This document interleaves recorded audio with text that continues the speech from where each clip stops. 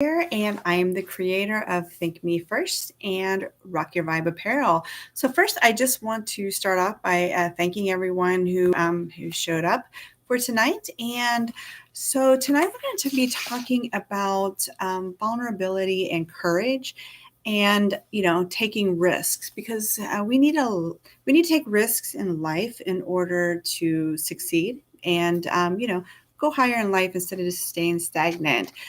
So, vulnerability and courage are both necessary when it comes to taking risks. Courage cannot take place without vulnerability, and vice versa. They kind of go hand in hand together. And when we do this, we put ourselves out there and we don't have any control of the outcome. And that's kind of where they go hand in hand, equaling risks. So we're going to talk about that. But first, again, I just want to introduce myself. My name is Melissa. I'm the creator of Think Me First and Rock Your Vibe Apparel. And you can find all my links below in the comments. You can find me on my blog at thinkmefirst.com. I'm on Pinterest. We do have a Facebook group. And then I have the channel here for WTF, also known as Wednesday Thought Forum. And then I create designs for high vibration apparel.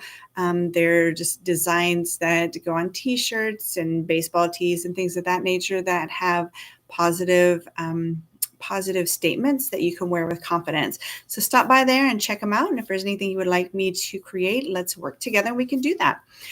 But let's get back to vulnerability and courage. This is Wednesday Thought Forum, also known as WTF, episode number 71. We are up there.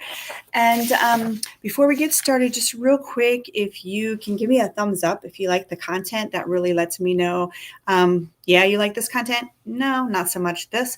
So yeah, if you can give me a thumbs up, that'd be great. And then hit the subscribe button below. And comments in the comment section also boost our rates so everyone can see us out there. And then hit the notification bell. That will notify you every time a video is uploaded, which is every Wednesday at 7 p.m.-ish Eastern Standard Time. I say ish because I shoot everything live. Nothing is edited. So they are always up after we conclude with WTF. Without further ado, though, let's get to WTF. Vulnerability and courage, take the risk. So first, we're going to kind of define vulnerability and courage and risk because there are different definitions for each. And this is just a different thought process as to how I combine them. Let's start with vulnerability first. It's the quality or the state of being exposed to the possibility of maybe being attacked or harmed either physically or emotionally. Most of the time it's going to be emotionally, but it does happen physically as well.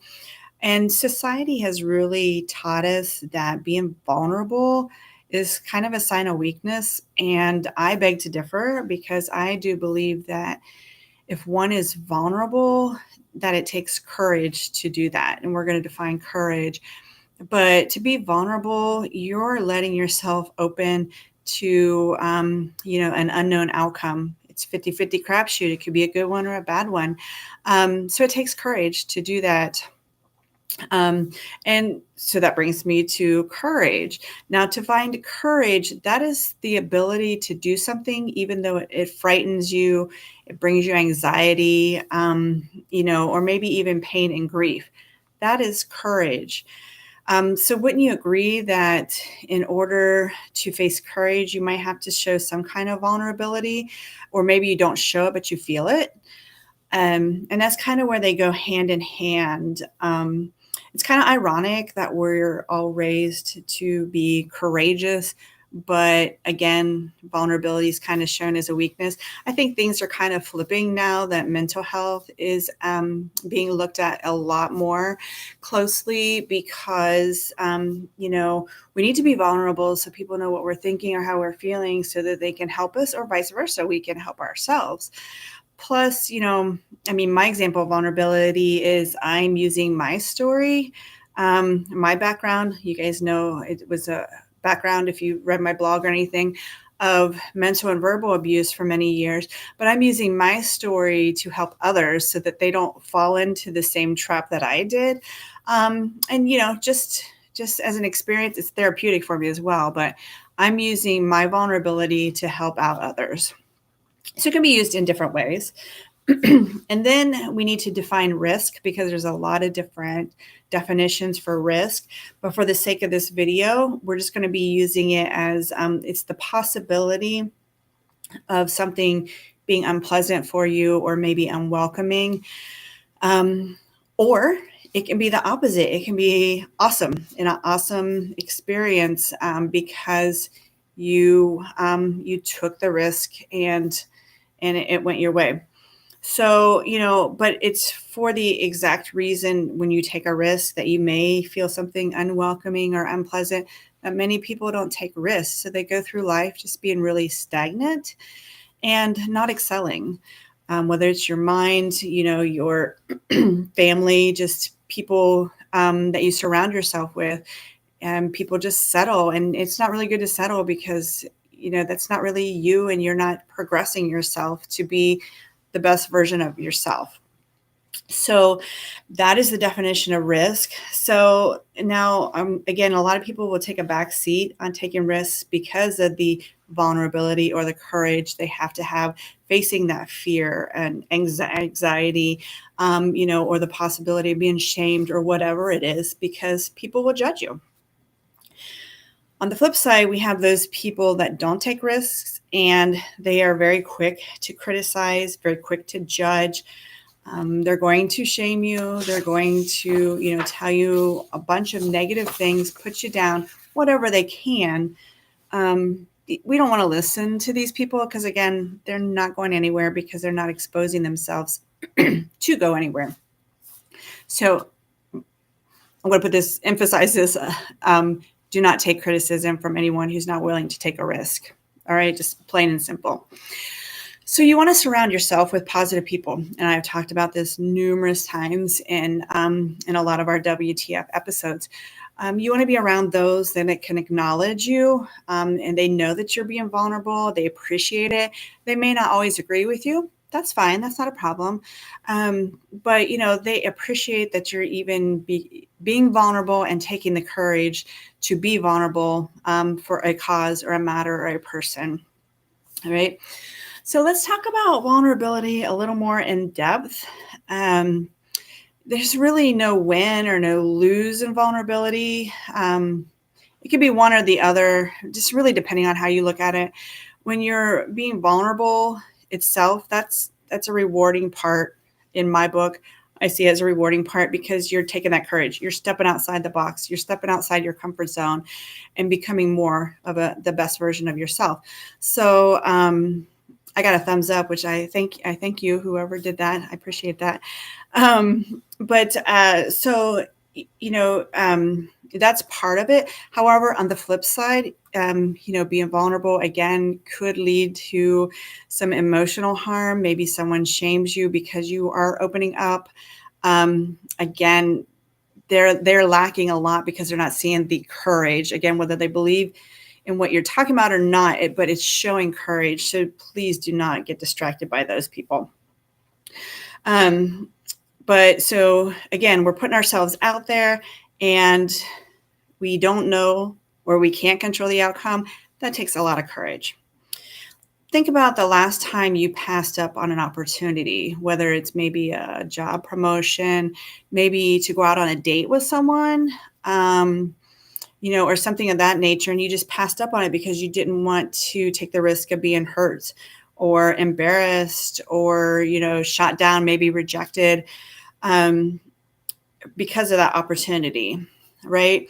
So you didn't take the opportunity. So now you don't even, the outcome, which is not good, but you don't know what the outcome could have been had you taken that risk. I mean, had you taken that risk, you could now have that job that you're a CEO of some company now, or maybe the job sent you into traveling and you love to travel. Or maybe because you took the courage and the risk to go out with that person, they're your life partner now and you're so happy. So you see, it's like a 50-50 and you have to take those risks because if you don't, you'll never know. And if you don't take them, then I mean, nothing happens. So life is about taking risks. I'm all about that. But, so there is the flip side to vulnerability, which is the happy side. Okay. Same with love. If you didn't act on it, then you're just going to be the same person doing the same thing, going out by yourself, maybe third wheel with friends, but if you take that risk and you go out with someone, are you going to be rejected? Sure, you may. Again, it's a 50-50 chance, but there's other people out there. So take the risk because you never know where it's going to lead you. What about happiness? It's pretty safe to say that happiness is probably one of the most vulnerable human emotions. Think about the last time you were happy, extremely happy even. You almost get to the point where it's like, wow, things are going too great, too perfect to be true, or my luck's going to end sometime because this is just all wonderful. What about being in a moment and just embracing that? If it ends, it ends, which it's going to, because again, we can't be happy 100% of the time. But just think, if you are and not happy, let's just say you're happy and you've been with a partner for 16 years, sure, you're going to have some glitches, but that's 16 years of happiness for a trade-off of a few weeks or something of, maybe some unhappiness. It happens. It's going to happen with anything because, again, happiness, and I'll preach this over and over, starts with you. If you're not happy with yourself, you're not going to be happy with anything that you purchase or anyone that you go out with or anything that you do until you're happy with yourself. But if we don't take these risks, it's not going to happen. So, we're not happy 100% of the time, but you got to take that risk. We as humans are just hardwired to belong to either something or someone. It's human nature. But, there is a difference between belonging and fitting in. So when you fit in, and I've talked about this before in a WTF video too. When you fit in, you are conforming, which means you are changing to fit in. If you find a group, that you want to fit into, but you don't feel comfortable because you're not, you don't have the same morals or beliefs, but you do it, you change the way you think, you change the way you feel, you change who you are, your morals, your values, the way you dress, or whatever you can do to fit in. On the flip side, then we have belonging. And so when you belong, you can be your true self. You're one true self. You don't have to change for anyone. You don't have to watch what you say, because when you belong, you are one as with the group. So everything that you have, almost everything, again, you're going to disagree on some things, but for the most part, you have so many similarities. You don't have to change just to fit in because you belong. And there's a big difference between those two. All right. You never want to change yourself to fit in. You want to find where you belong. And there's a group for everyone. Now we're going to talk about vulnerability and storytelling. And we have all done this. So don't think that you have not done this. And we do it probably several times a day. But I took a class one time in Crucial Conversations. And this was one of the topics with storytelling. And we do it, but I never thought about it, that this is what it really was. But, again, our brain is wired to tell ourselves stories when something is not going wrong, or maybe we fear something, or again, are very anxious about something, scared of fear, rejection, things of that nature. And we need a response to protect our brains. So then we start telling ourselves stories. So here's an example. We've all done this before, especially if you're on social media a lot. I text my daughter just to ask her a simple question, and she doesn't answer me for 5 minutes. Okay, now it's been 10. It's an hour. Gosh, what's wrong? What's wrong? Is she okay? Was she in an auto accident? Why isn't she responding to me? We start telling ourselves stories because they're not responding right away. An hour later, she texts me, "Oh, I'm sorry, I was in the shower." For real, I sat there and worried because she was in the shower. That is a little bit of exaggeration, but really not, because I know people, if they don't get responses right away, they start telling themselves stories, the worst things. Then they start worrying about things that aren't even happening. Here I am worried about her being in an auto accident. She's taking a shower for P6. But those are the stories we tell. It happens all the time when we're in an unfamiliar situation or things aren't clear. We start telling ourselves stories because we try to comfort ourselves. And, these stories, probably about 85% of the time, aren't even close to what is actually going on. But we do it anyways. So we need to try and get out of the storytelling mode, because it's not very good when it comes to vulnerability as well. Or, we have these certain norms that society has just kind of stuck us with, and, things aren't even close to the situation. So we need to stop telling ourselves stories until we talk to that person directly. Because again, most of the time you're worrying about something that's not even close to the situation. And then make sure that we understand each other when we do have that time to communicate. Again, so we do not tell stories, because stories also causes a lot of problems. Let's just say my husband was late coming home the other day for about an hour. Am I going to get upset with him? No. But some people will sit there and say stories like, oh, he's cheating on me. I know he's cheating on me. You don't think of that. Oh, maybe he stopped and helped an elderly lady change your tire. You know what I'm saying? So we start telling things and it's not even close. So again, stop the storytelling, talk to the person direct, communicate, make sure you're on the same page. Lastly, be grateful. So for vulnerability and courage to take risks, be grateful for everything you have. Being grateful is an element that people exhibit when they're happy. They practice gratitude daily. I know I do. I do it in the mornings. I do it in the evenings. And gratitude is a form of vulnerability. I have a whole video on being grateful or gratitude, and then journaling about it. But, and real quick, to be grateful is just to be grateful for anything. Like when I'm get up in the morning or before I go to bed, it's getting cold here in Ohio. I'm grateful for a warm bed. I'm grateful for a bed and shelter and abundance of food, water, clothing, all those basics that some people take for granted. Nature, I'm constantly watching nature outside. I'm just grateful for all those simple things. Abundance of money. I have enough to get to, what I need. Things like that I am grateful for. Little things. I don't need several computers and a tablet and a phone. I'm grateful for those things. But I'm even more grateful for the more simple things that I need to survive in life.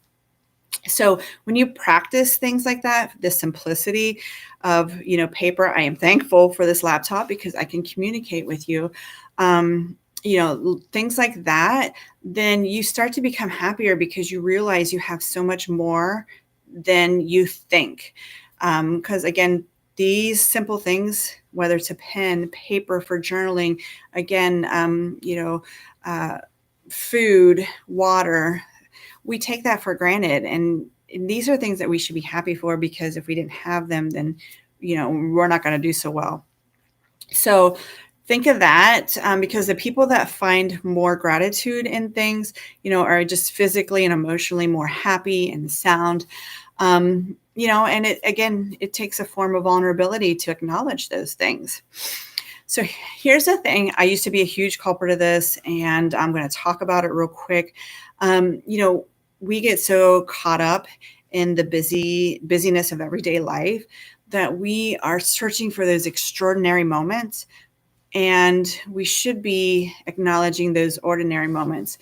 What I mean by extraordinary moments, it's our baby's first birthday. So, we got to make sure the birthday cakes, the cupcakes are perfect, and the photographer knows where to be standing to get that picture of him, blowing out the candle, and everything's going to be perfect. But while you're worrying about all that stuff going right, your boy's over there in the corner eating his birthday cake, his personal birthday cake, and you miss it because you're so caught up in these extraordinary moments that everybody wants on Facebook, and, whether it's prom pictures or, all these 10-day challenges and stuff like that. so we get caught up in those and we miss some of those smaller moments. Big moments would be like weddings or birthdays or job promotions, but then we miss those ordinary moments that really got us there. And those are the important things. Those are the things that we should be grateful for, the smaller things that are just ordinary moments that happen that we miss because we're just so focused or waiting on this extraordinary moment. I'll give you an example. My husband is a planner, and then I always I kind of poke fun at him every once in a while because I'm constantly saying, I'm living in the moment. It's a perfect example because we get caught up in dwelling in the past, which we have no control over. It's done. You learn from it, you move on. But then some people are so focused on planning for the future and everything, and you're not even guaranteed a future. So I'm always like, live in the present, because if you don't, then you're going to miss those things that may help the future or may heal the past. You're just going to miss those small moments that are right there that are gone. Like right now is a moment, you're watching me. So this is a moment that could be gone. If you are on your phone and you're watching me at the same time, you may have just missed that message. So, it's just those things. You're right there. Be present, be focused. And that's just a big thing. So lastly, I'm just going to say take risks, because if you don't take risks, you're not going to get anywhere. If you play it safe, you may get there, but it's going to be much slower. Life is about taking risks. You've heard that quote before. There's also this one cartoon that I really like, and you probably have seen it before. It is with Snoopy and Charlie Brown, and they're sitting on this dock. And you see the backs of them. And then Charlie Brown says to Snoopy, "Snoopy, we only live once, Snoopy." And then Snoopy replies back to Charlie Brown and he says, "Wrong. We die once. We live every day." So I think that's a really good quote to end on, because, again, we should be living in the moment and every day. And that's about it, I think, for tonight. So anyways, let me know what you think, what the most important message is that you got. Drop it in the comments below. If you have something else to add to this, please drop it in the comments, because, again, we're always learning from each other. That's the whole purpose of this channel. But without further ado, then I just, again, want to thank everyone for your continued support and your comments, your love, your ideas. I really appreciate you guys showing up. It shows me that you're interested in the content, and I really enjoy sharing it with all of you. So again, everyone, have a good evening, and remember, think me first. It's not selfish, but it is necessary. Bye, everyone. Have a good evening.